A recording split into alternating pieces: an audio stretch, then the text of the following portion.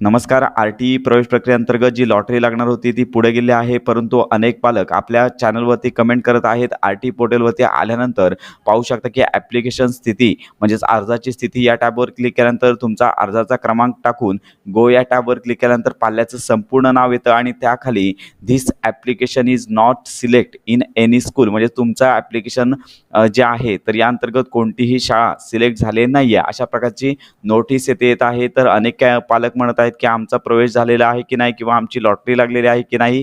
तर सगळ्या पालकांसाठी एक महत्त्वाची सूचना, तर ही नोटीस हा जो ॲप्लिकेशन टॅब आहे तो पहिल्यापासूनच ओपन आहे, लॉटरी लागण्यापूर्वीपासूनच ओपन आहे आणि तुम्ही नंबर टाका, ॲप्लिकेशन नंबर, तर हीच नोटीस येत आहे. त्यामुळे पालकांना घाबरण्यासारखी कोणतीही बाब नाही आहे, अजून सोडत लागले नाही आहे. त्यामुळे सगळ्यांनाच हा ऑप्शन आल्याचा पाहायला मिळेल. तर अशा प्रकारे सहजी सोडत लागल्यानंतर 13 तारखेनंतर येथे जर तुमची निवड झाली असेल तर संपूर्ण येथे माहिती येईल आणि या संदर्भात येथे पोर्टलवरती निवड याद्या वेगळ्या प्रसिद्ध केल्या जातील.